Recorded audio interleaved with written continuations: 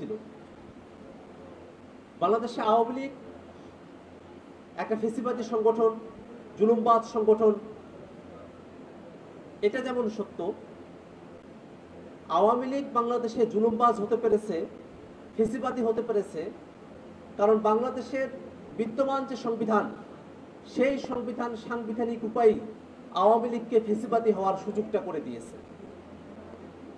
ঠিক এই কারণে বাংলাদেশের মানুষেরা 24-এর অভ্যুত্থানে যখন তারা রাস্তায় এসেছেন, তারা যেমন ব্যক্তি শেখ হাসিনা, দল হিসেবে আওয়ামী লীগ, তার একই সাথে বাংলাদেশের যে শাসন ব্যবস্থা, বাংলাদেশের যে সংবিধান, সেই সংবিধানের কাঙ্ক্ষিত পরিবর্তনের লক্ষ্যে তারা জীবন দিতে রাস্তায় এসেছেন। যদি এরকমটা হতো যে বাংলাদেশের মানুষ শুধু শেখ হাসিনার পরিবর্তনের মধ্যেই নিজেদের সব ধরনের প্রাপ্তিকে তারা অর্জন করেছেন বলে মনে করতেন, তাহলে অভ্যুত্থানের সময় এবং অভ্যুত্থানের পরে নতুন বাংলাদেশ, বাংলাদেশ 2.0, এই নতুন বাংলাদেশের স্লোগান তারা দিতেন না। কারণ বাংলাদেশের রাজনৈতিক দলগুলোর উপরে দীর্ঘ সময় ধরে একটা অনাস্থার জায়গা তৈরি হয়েছে জনগণের মধ্যে। যারাই ক্ষমতায় গিয়েছেন, যে যায় না, যারাই ক্ষমতায় গিয়েছেন, বাংলাদেশ রাষ্ট্রের কাঠামোকে ব্যবহার করে তারা বাংলাদেশে নানা ধরনের দুর্নীতি, অপশাসন এবং বাংলাদেশে গেছেন, এবং এটা সম্ভবপর হতো আমাদের এই সংবিধানের কারণে।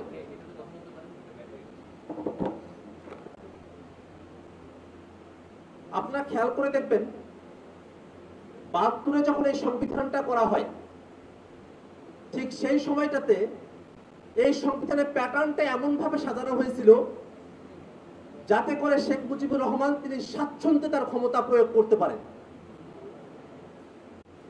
আমাদের এই উপমহাদেশে যে ক্রিমিনাল বিচার ব্যবস্থা, ফৌজদারি বিচার ব্যবস্থা প্রবর্তন করেছিল, তার যেমন লক্ষ্য ছিল এই উপমহাদেশের মানুষদেরকে নানাবিধভাবে আইনি ফাঁকফোকরের মধ্যে আবদ্ধ রেখে ব্রিটিশ শাসনকে জারি রাখা, ঠিক তেমনি ভাবে 72-এর সংবিধানের ভেতরগত লক্ষ্য ছিল শেখ মুজিবুর রহমান কতটা স্বাচ্ছন্দ্যে তার ক্ষমতা প্রয়োগ করতে পারেন, ক্ষমতার কন্টিনিউটি ধরে রাখতে পারেন, ক্ষমতাকে চিরস্থায়ী করতে পারেন, সেই বন্দোবস্ত প্রতিষ্ঠা করা।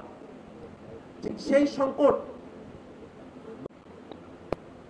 এই কারণে আপনারা খেয়াল করে দেখবেন, ঐক্যমত্য কমিশনে আমরা যতগুলো বিষয় নিয়ে আলোচনা করেছি, জুলাই সনদের কপিতে দেখবেন 84টা পয়েন্ট, তার 43টি পয়েন্টই সরাসরি সংবিধানের সাথে সম্পর্কিত। বাংলাদেশে নতুন সংবিধান দরকার কি দরকার না, এই নিয়ে রাজনৈতিক দলগুলোর মধ্যে বিভেদ থাকলেও একটা জায়গায় ঐক্যমত্য আছে যে বিদ্যমান যে সংবিধান, সেই সংবিধানে বাংলাদেশকে চালানো সম্ভবপর নয়, জনগণের পক্ষে বাংলাদেশকে নিয়ে যাওয়া সম্ভব নয়, বাংলাদেশে গণতান্ত্রিক প্রতিষ্ঠানগুলোকে শক্তিশালী করা সম্ভব নয়, বাংলাদেশে গণতান্ত্রিক শাসন ব্যবস্থা প্রতিষ্ঠা করা সম্ভব নয়। যদি তাই হতো যে এই সংবিধানে চলে, তাহলে কি রাজনৈতিক দলগুলো সংবিধানের এতগুলো জায়গায় পরিবর্তনের ব্যাপারে একমত হতেন? সেটা কিন্তু হতেন না। ঠিক এই কারণে আমরা আমাদের সংবিধানের মধ্যে 70 অনুচ্ছেদ দেখি। 70 অনুচ্ছেদ এমন একটা বিষয়, সেখানে দলনেতা, প্রধানমন্ত্রী, তিনি যে সিদ্ধান্ত গ্রহণ করবেন, তিনি যে দিকে ভোট দিবেন, তার দলের সকল সাংসদকে ওই দিকে দিতে হবে, নতুবা তার সংসদ সদস্য যে পদ, সেই পদটা বাতিল হয়ে যাবে। অর্থাৎ কোন একটা আসনের মানুষেরা, তারা সকলে মিলে যাকে ভোট দিয়ে সংসদ সদস্য নির্বাচিত করলেন, সেই সংসদ সদস্য তার এলাকার মানুষের পক্ষে কথা বলার ক্ষেত্রে তার আগে প্রথম শর্ত ছিল যে তার যে প্রধানমন্ত্রী, তিনি আসলে কোন দিকে মতামত দেন। প্রধানমন্ত্রী তখনই কেবল ওই সাংসদ জনগণের পক্ষে কথা বলার অধিকার পেতেন। আর জনগণের বিপক্ষে যদি প্রধানমন্ত্রী কোনো সিদ্ধান্ত নেন, কোনো কালো আইন প্রণয়নের যদি সিদ্ধান্ত দলীয়ভাবে গ্রহণ করা হয়, তাহলে সে সাংসদের ওই কালো আইনের বিপক্ষে গিয়ে সংসদে অবস্থান ব্যক্ত করার কোনো সুযোগ ছিল না।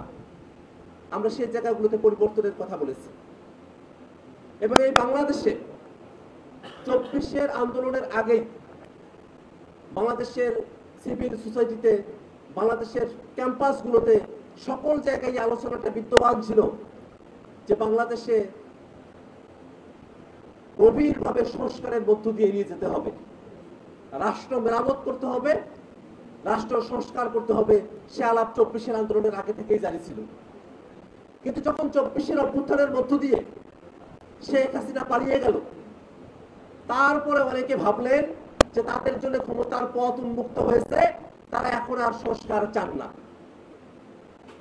ঐক্যমত্য কমিশনের আলোচনার সময়টাতে এমন অনেকগুলো বিষয় রয়েছে যেগুলো খুবই মৌলিক, সেই বিষয়গুলোতে তারা একমত হতে পারেন নাই।